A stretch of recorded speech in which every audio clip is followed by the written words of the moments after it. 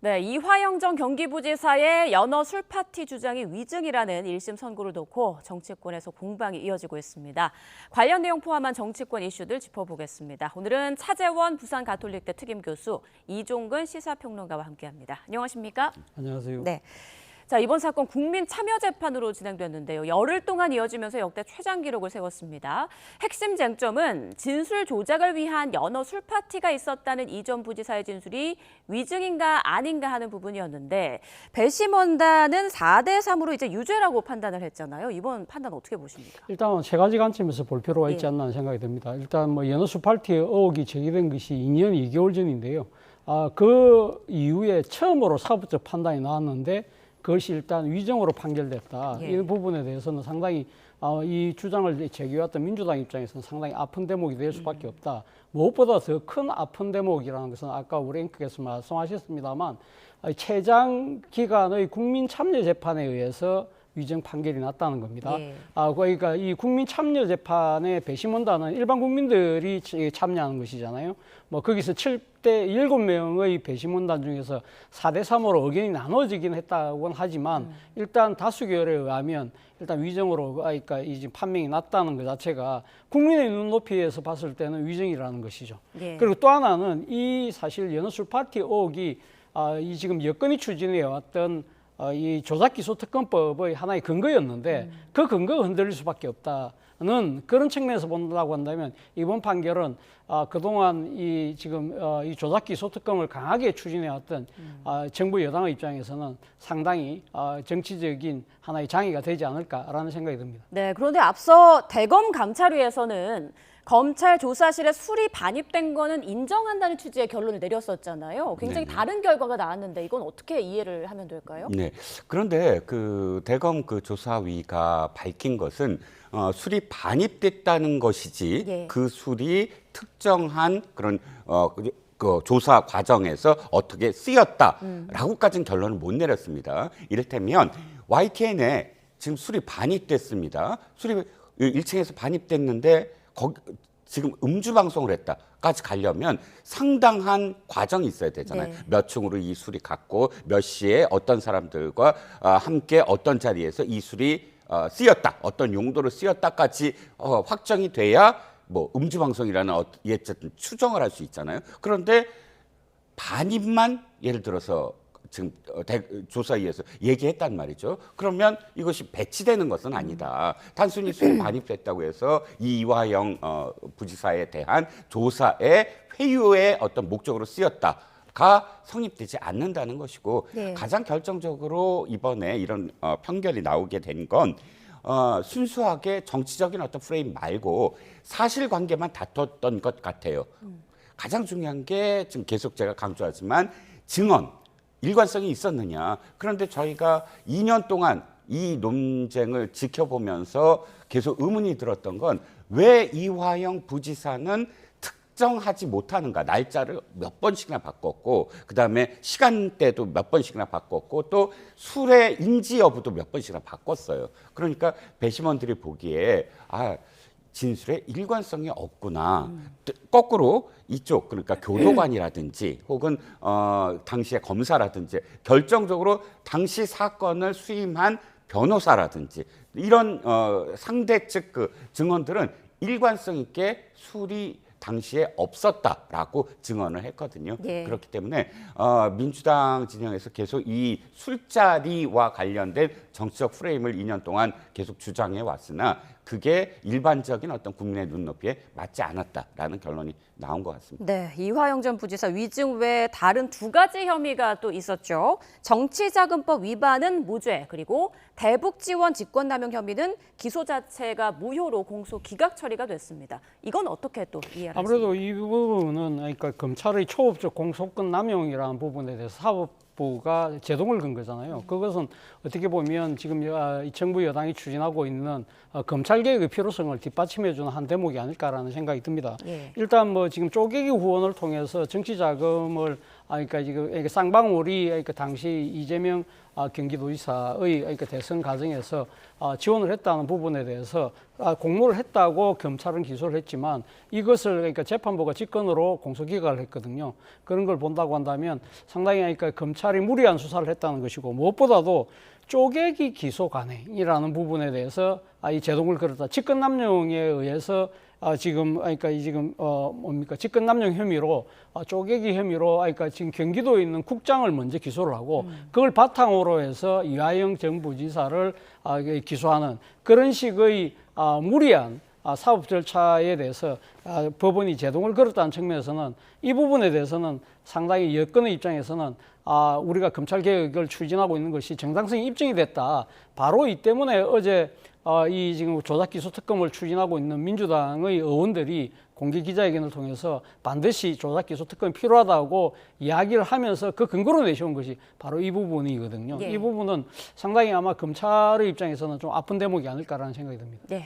자, 이화영 전 부지사에 대한 1심 선고에 대한 그 법원의 판단에 대해서 이야기를 나눠보고 있었는데 이번 판결을 놓고 민주당은 실질적 무죄라고 이야기하고 있잖아요. 이 부분은 어떻게 보세요? 글쎄요, 저는 뭐 개인적인 어떤 판단이지만 정신 승리가 아닐까. 왜냐하면 배심원단의 판결도 그렇고 지금 그 재판부의 판결도 그렇습니다.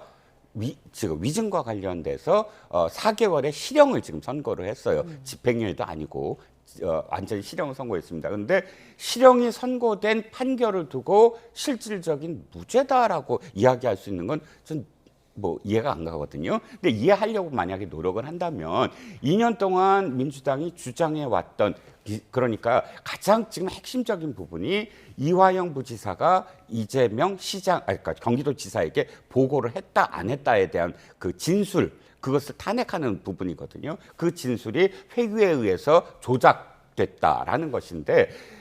다른 어떤 부분들, 쪼개기 부분이라든지 뭐 공소 기각이라든지 이런 부분들은 검찰이 아프겠지만 아픈 부분은 아픈 부분이고 민주당이 주장해왔던 일관된 그런 그 핵심이 이재명 도지사와의 어떤 관련성 여부인데 그 관련성 여부가 이번에 이 관련성이 없다라고 주장을 하려고 했다가 위증이라는 어떤 판결을 이제 받게 되니까 나머지 부분 뭐 공소 기각이라든지 정치자금법 무죄라든지 이런 부분을 지금 부각을 하면서 실질적 무죄라는 좀 무리한 주장으로 보입니다. 물론 지금 민주당은 항소의 결과를 지금 기대할 테고 예. 조작 기소 특검은 계속 뭐 그 주장을 할 것입니다. 하지만 그래도 그 이 무리한 어떤 그런 그 주장이었다는 것에 대한 반증이 바로 실질적 무죄라는 뭐 실질적 무죄라는 지금 납득할 수 없는 그런 표현이 아닐까 싶습니다. 네, 무리한 주장을 하고 있다라고 평가를 해주셨는데 국민의힘은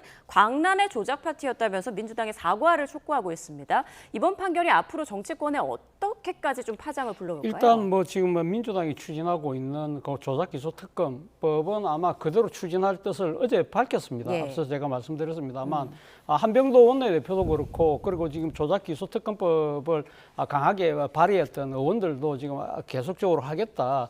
지금 사실 이번 그 국민참여재판에서 세 가지 혐의인데 세 가지 혐의 두 개는 사실은 지금 그러니까 검찰의 논리가 지금 부정당했잖아요. 탄핵당했잖아요. 그렇다고 한다면 민주당 입장에서는 세 개 중에 두 개가 우리의 의견이었고 또 나머지 그러니까 이 연어술 파티 의혹도 사실은 국민 참여 배심인단이 사실 일만장일치로 결의한 것이 아니라 4대3이라면 거의 뭐 의견이 절반도 나뉜 거나 마찬가지이기 때문에 충분히 할 수 있다는 주장을 할 수 있습니다만 그건 어디까지나 정치적 주장인 것이고요. 객관적으로 봤을 때는 앞서도 제가 말씀드린 대로 국민의 눈높이에서 사실은 이 가장 중요한 근거였던 이 술팔티 의혹 자체가 부정당했기 때문에 상당히 아마 정치적 부담이 커질 수밖에 없을 것이고 향후 여론의 향배를 보고 아마 계속적으로 갈 것이냐 말 것이냐 예. 계속 갈 뜻은 분명히 갖고 있겠죠. 갖고 있지만 속도를 낼 것이냐 말 것이냐는 아무래도 항소심 결과를 보고 난 뒤에 할 가능성이 높지 않을까라고 조심스럽게 전망합니다. 네, 항소심 결과와 함께 국민 여론도 계속 지켜보고 민주당이 움직일 것이다라고 분석을 해주셨습니다.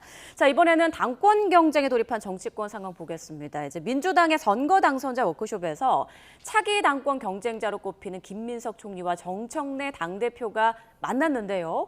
함께 자리에 앉아서 뭐 귓속말도 나누고 좀 다정한 모습이 연출됐는데 말 그대로 이재명 대통령의 포용 요구에 화답하는 연출 아니냐 이런 시각이 좀 많은 것 같습니다. 어떻게 보셨나요? 우리가 정치권에서 많이 쓰는 말 중에 TPO라는 말을 쓰거든요. 예. 그러니까 지금 시간, 장소, 상황이라는 것인데 사실 어떻게 보면 시간상으로 봤을 때 아직 그 레이스가 시작되지 않았잖아요. 그렇기 때문에 아무리 경쟁자로 하지만 지금부터 낯을 불킬 수는 없는 것이고, 그리고 또 하나 장소라는 것 자체가 워크샵인데 어떤 워크샵이냐, 이번 지방선거에 당선된 사람들을 축하하는 자리인데 아무리 당권을 그러니까 경쟁하는 주자라고 해서 그 자리에서 약간 정치적인 대자비를 하는 것 자체가 네. 말이 안 된다는 생각이고, 상황 자체도 마찬가지입니다.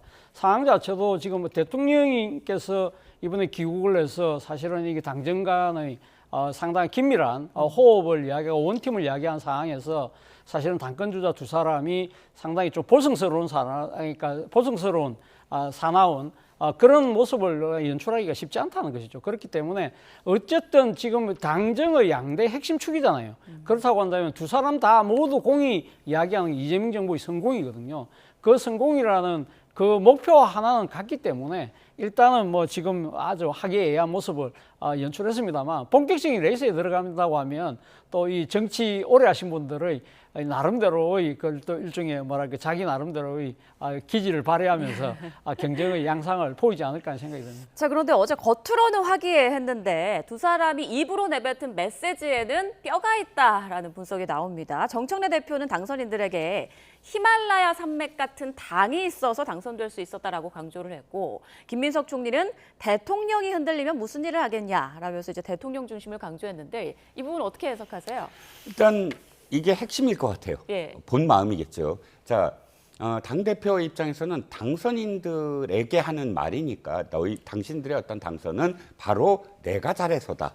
당이 있어서가 당이 어떤 의미겠습니까? 당대표가 당을 이렇게 중심을 잡고 계속 선거에 대한 어떤 그런 여러 가지 지원이라든지 전략이라든지 이런 부분들을 잘했기 때문에 당신들이 당선될 수 있었다라는 걸 강조하면서 이번 당선은 모두 다 이 자신의 어떤 그런 리더십이다라는 걸 암시하는 것이죠. 당연히 지금 교수님께서 말씀하셨듯이 앞으로 어떤 전당대회에서 가장 이 핵심적으로 이번 정청래 대표가 내세울 게 바로 이번 선거의 어떤 결과가 아니겠느냐 하는 점이고요.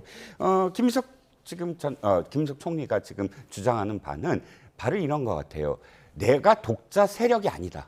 예를 들면 뭐 김민석 파가 있거나 뭐 친석 뭐 여기에 선을 확실히 긋는 것이죠. 긋고 나는 이재명 정부의 성공의 관리자다. 이재명 정부를 끝까지 성공하게 만드는 그런 조력 내지는 관리자로서 이번 그 선거를 임하겠다. 각각의 어떤 출사표 아닌 출사표로 지금 보입니다. 그런 포지셔닝으로서 사실은 앞으로 이제 그 경쟁을 하게 되는 그런 상황인데, 지금은 굉장히 부드럽게 뭐 어떤 포지셔닝 정도로 나오겠지만 예. 이것이 이제 완전히 공격적인 어떤 포인트, 상대, 예를 들어 김민석 총리 같은 경우는 그게 아니라 대통령의 국정 기조 때문에 사실은 당선된 거고, 지금 낙선자들은 사실 당신 때문에 낙선한 거 아니냐, 오빠 논쟁 등등 해서 공격적인 어떤 포인트가 될 테고, 또 거꾸로 지금 정청래 대표 역시 김민석 총리를 상대로 할 때 단순히 당신이 1년 동안 한 게 뭐냐, 총리로서 결과가 뭐냐, 조력자 뭐 하지만 내가 더 많은 어떤 조력을 했다라고 주장할 수 있는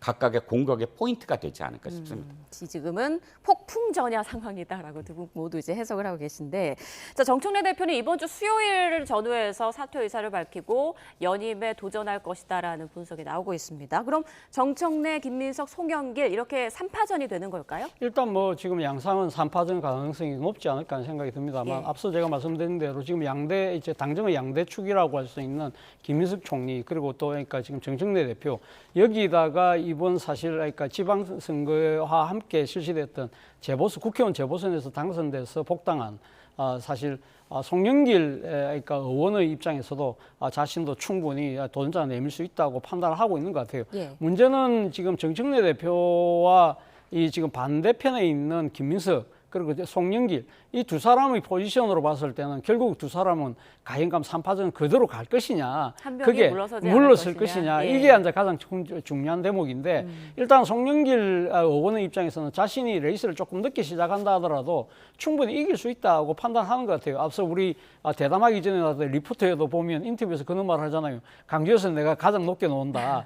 자기는 아무래도 그러니까 자신이 그러니까 진짜 오리지널 소위 말하는 그러니까 이게 호남 출신이잖아요. 그 지금 당의 선거에서 가장 핵심 승부처가 호남이라고 한다면 자신의 정치적 기반이 호남에 있기 때문에 그걸 바탕으로 해서 충분히 역전이 가능하다고 생각을 하고 있습니다만 과연 지금 뭐 이재명 대통령의 그러니까 지지 세력들이 김민석 총리를 민다는 그러한 양상이기 때문에 그걸 과연 뛰어넘을 수 있을까? 그래서 그러니까 결국은 3파전이 나중에 단일화로 그러니까 해서 친명 단일화가 돼서 이 양대 그러니까 양 후보의 대결 구도가 될 수 있느냐, 이게 중요한 관전 포인트가 될 것 같습니다. 네, 민주당 당권 경쟁 상황 알아봤고요. 이번엔 국민의힘 상황도 보겠습니다. 입원한 장동혁 대표 이제 조만간 당무에 복귀할 방침인 것으로 전해졌는데요. 글쎄요, 퇴원하자마자 다시 사퇴 여론이 거세질지 아니면 당분간은 지금처럼 좀 소강 국면으로 갈지 어떻게 예상하세요? 일단 폭풍은 한번 피한 것 같아요. 왜냐하면 선거가 끝나자마자 물론 의총 2번은 그냥 무산됐지만 의총이 제대로 열리고 거기서 처음으로 참석한 당대표에게 굉장히 많은 의원들이 사퇴를 직접적으로 언급했다는 점, 그리고 만약에 입원을 하지 않았으면 그 이후에 계속 그 파장이 커졌을 거예요, 연달아서. 그런데 일단 입원이라는 어떤 그 묘수가 그런 어떤 직접적인 계속 파장을 한 번은 피할 수 있었겠지요. 사실 시기가 되게 중요하긴 해요. 이게 점점 시간이 길어질수록 선거 패배에 대한 어떤 뭐 책임론이 좀 희석될 수는 있거든요. 아마 당대표는 그것을 지금 노리고 다시 이제 슬그머니 복귀를 하려고 할 겁니다. 그런데 이게 단순히 뭐 시간을 끈다고 해서 이 문제가 뭐 덮어지거나 혹은 사라질 건 아니잖아요. 예. 중요한 건 이겁니다. 당 지지율을 기반으로 해서 당 지지율이 높아지지 않았느냐라고 주장하면서 계속 드라이브를 걸긴 걸겠지만, 그럼에도 불구하고 이번에 드러났듯이 이 지방선거에 이번 이 장동혁 대표의 리더십으로 지방선거가 이렇게 결과가 났는데 총선은 다른 문제, 진짜 질적으로 다른 문제다. 의원들의 직접적인 어떤 그런 생존에 대한 문제 아니겠습니까? 그렇기 때문에 저는 아마도 복귀 이후에도 차례대로 예를 들어서 일단 지난번엔 대안과 미래가 문제를 제기했습니다. 그러면 대안과 미래 이외에도 초선 모임이 따로 있죠. 또 재선 모임이 따로 있죠. 중진 모임 따로 있죠. 또 PK 의원들이 따로 중심이 될 가능성이 굉장히 높습니다. 왜냐하면 PK 의원들은 직접적으로 이번에 부산 북구 갑의 그런 바람, 일으키는 바람, 한동훈 후보가 일으키는 바람은 직접적으로 봤거든요. 그래서 PK 의원들 따로, 예를 들어서 이 대안과 미래가 뒤로 물러나더라도 상당히 많은 어떤 그런 그 체제들이 계속 문제를 제기할 가능성이 높기 때문에 물론 이제 2월까지는 버틴다 뭐 이런 설이 있지만 예. 그러나 올 하반기, 그러니까 가을 국회 이전까지 이 문제를 드라이브를 걸 수 있느냐, 아니면 또다시 어떤 회피 전략이, 기상천외 회피 전략이 나오느냐, 이게 관전 포인트인 것 같습니다. 네, 자, 지방선거 결과에 대한 책임을 지고 사퇴하라는 게 여러 목소리인데, 국민의힘이 이번 지방선거 결과에 대해서 자화자찬하는 결과를 내놔서 또 당 내에서 논란이 벌어지고 있습니다. 역시 탄핵 뒤에 치러졌던 지난 2018년 선거와 비교해서 당선자가 늘었고, 이번 선거에서 장동혁 대표가 혼신을 다했다라는 그런 내용의 보고서를 내놓은 거예요? 어떻게 보십니까? 우리가 일반적으로 학생들의 성적 평가를 할 때요. 예. 그러니까 지금 아이가 그러니까 학업이 신장했느냐 떨어졌느냐, 거기에 대해서 선생님이 칭찬을 할 경우에, 그러면 꼴찌할 때 아주 최저 성적을 받았을 때를 비교를 할까요? 아니면 바로 직전에 아주 정말 좋았던 성적을 받고 있을 때, 지금 시험을 쳤는데 바로 직전에 좋았던 그거하고 비교하지 않고 한참 꼴찌알던 성적을 비교하면서 너 잘했다고 박수를 칠까요? 그러면 일종의 상식적인 하나의 이그 뭡니까 이 생각의 선에서 봤을 때 이건 좀 말이 안 되는 그런 평가가 아닐까라는 생각이 듭니다. 물론 뭐 18년 총선 때 2016년 탄핵으로 인해서 상당히 정권을 잃고 난 뭐 비슷한 상황이라고 이야기는 할 수 있겠습니다만 사실은 그러니까 지금 그러나 바로 직전에 이 지금 17개 강력단체 중에서 12개를 국민의힘이 갖고 있었는데 이제 겨우 14개밖에 확보를 하지 못했다고 한다면 완벽한 참패잖아요. 그리고 무엇보다도 지금 장동혁 대표가 잘했다고 박수를 치고 있는데 사실은 이번 지방선거에서 나름대로 선전했다고 하는 것이 대표적인 것이 서울을 지켰다는 것인데 서울의 장동혁 대표가 제대로 유세를 할 수 있었나요? 장동혁 대표가 안 왔기 때문에 이겼다는 이야기가 중론이고 사실 이번 지방선거의 민심의 뭡니까 해초리는 누구에게 행해졌습니까?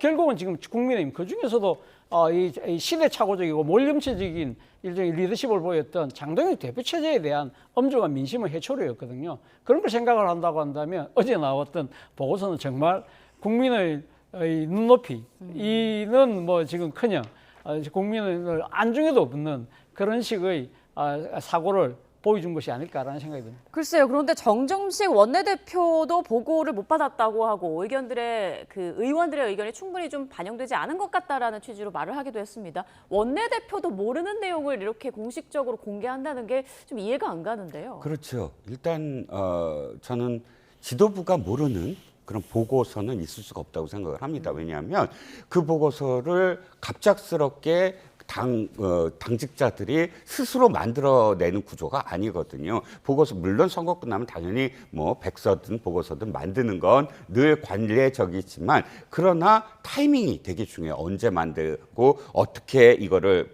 발표를 할까? 그러면 그 모든 것들은 지도부의 결자가 없으면 불가능한 상황입니다. 더군다나 지금 제가 이제 듣기에는 장동혁 당대표의 어떤 뭐랄까요 그 령이 많이 지금 사라졌어요 당내에서. 네. 그러다 보면 예를 들어 보고 체계라든 것이 아시다시피 이 사람의 어떤 그런 그 리더십이 좀 무너졌을 때는 당대표 다 원내대표한테 갈 수밖에 없거든요. 그렇죠. 선출된 원내대표 더군다나 원내대표 선출되지 얼마 되지도 않은 상황이기 때문에 권력이 그쪽으로 집중될 수밖에 없고 당연히 보고가 들어가고 물론 이럴 수는 있습니다. 발표 자체를 늦추거나 혹은 이 발표를 하지 않거나의 어떤 상황이었을 텐데 이게 발표됐을 수도 있다. 모르는 게 아니고 이런 어떤 뭐 그 좀 추정까지는 해볼 수 있지만 그것 역시 권력의 누수입니다. 이 당이 얼마나 지금 이 어떤 시스템이 붕괴되고 리더십이 실종됐는가를 스스로 자인하는 결과다. 차라리 알고 있는데 단지 지금 상황을 관리하기 위해서 정정식 대표가 이런 묘수를 지금 생각해내고 이야기했다라고 이해하고 싶은 거지 몰랐다라고 얘기하는 건 정말로 자인하는 꼴이다. 그러니까 네. 시스템 붕괴를 자인하는 꼴이다라고 생각을 합니다. 네, 당내 상황이 많이 분열돼 있다는 걸 알 수 있는 대목인 것 같습니다. 자, 두 분 말씀은 여기까지 듣도록 하죠. 차재원 부산 가톨릭대 특임 교수, 이종근 시사평론가와 함께했습니다. 고맙습니다.